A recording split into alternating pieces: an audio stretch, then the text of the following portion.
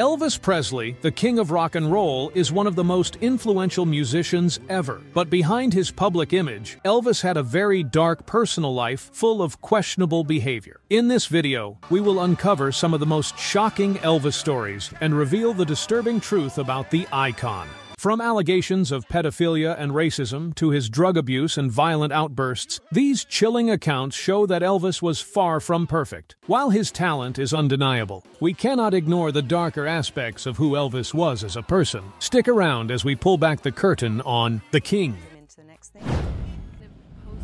He had disturbing relationships with underage girls. Perhaps the most unsettling thing about Elvis was his pattern of pursuing relationships with very young girls. He first met his future wife Priscilla when she was just 14 years old and he was 24. Though they didn't marry until she was 21, he made advances toward her as a minor. Priscilla wasn't Elvis's only underage target. 2 years before meeting Priscilla, Elvis took a group of 3 14-year-old girls on tour with him. He engaged in questionable behavior like pillow fights and kissing sessions with these young teens. One woman named Frances Forbes recalls Elvis singling her out for attention as soon as she turned 14, inviting her for sleepovers with 2 other 14-year-old girls. To Elvis, 14 seemed to be the magic number. These relationships were not just innocent fun. Elvis took on a mentoring role with young girls, pushing boundaries under the guise of offering advice and wisdom. He abused his power and fame to manipulate his young female fans. Another disturbing account comes from Jackie Rowland, who at age 14 found herself alone backstage with 21-year-old Elvis. Before things went too far, Jackie's vigilant mother burst in, sternly informing Elvis that her daughter was underage. But this did not deter Elvis from seeking out other precocious targets. Elvis had a drug problem. As Elvis's fame grew, so did his dependence on prescription drugs. He became heavily addicted to stimulants, sedatives, and opioids, which took a major toll on his health. By the 1970s, his drug use was completely out of control. He was constantly on an alternating uppers and downer cycle just to get through his Vegas performances. Ex-wife Priscilla has said that Elvis used amphetamines during their marathon lovemaking sessions, essentially drugging her to keep up with his stamina and sexual demands. He even had a suitcase full of prescription medications that he carried with him wherever he went. This dangerous addiction likely contributed to his early death at just 42 years old. Elvis relied heavily on his personal physician, Dr. George Nicopolis, who was known as Dr. Nick, to supply an endless stream of pills. Dr. Nick came under scrutiny for enabling Elvis's addiction and lost his medical license for prescribing excessive amounts of controlled substances. But Elvis was adept at getting drugs from other sources and was simply out of control.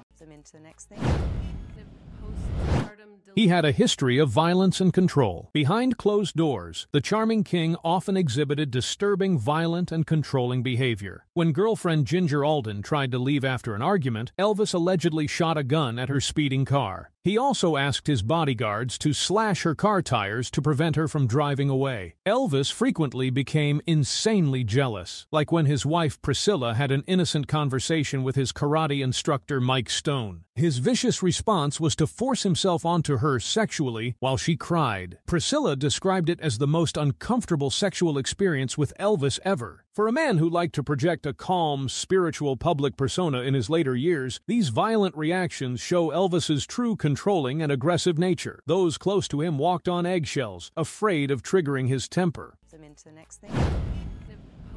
Elvis appropriated black culture. While Elvis is not known to have been publicly racist, he unquestionably appropriated black music and culture, benefiting from racism in America without acknowledgement. Legendary producer Quincy Jones has claimed he refused to work with Elvis because he was racist, and the lyrics of Public Enemy's Fight the Power blast Elvis as a racist who stole from black musicians. Elvis helped introduce mainstream white audiences to rock and roll, which originated from black artists, but he made a fortune from repackaging black music in a more acceptable white form at a time of intense racial inequality. Many of Elvis's biggest hits like Hound Dog and A Big Hunk of Love were covers of songs previously recorded by black musicians, and his sound and stage presence were heavily influenced by black performers he saw early in his career. While Elvis acknowledged some of his musical idols like Sister Rosetta Tharpe, he failed to openly discuss his debt to black culture.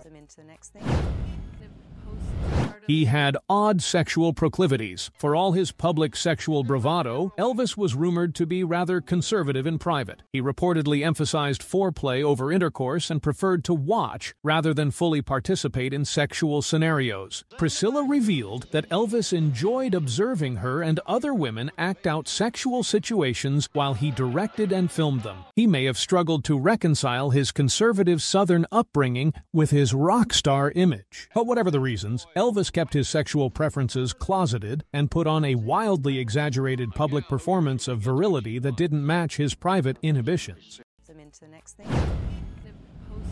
Elvis was extremely close to his mother. Elvis had an extremely close relationship with his beloved mother, Gladys. Some say to the point of obsession. After his twin brother Jesse died at birth, Gladys was extremely protective of Elvis, the only surviving child. The two reportedly spoke in baby talk and had pet names for each other like Satnin and Itty Bitty. Gladys coddled Elvis more than other boys his age. Elvis was devastated when she died at age 46 and reportedly tried to jump into her grave at her funeral. This unusually close tie between Elvis and his mother Gladys may have contributed to his difficulty maintaining healthy relationships with women as an adult. He spent the rest of his life searching for a maternal figure.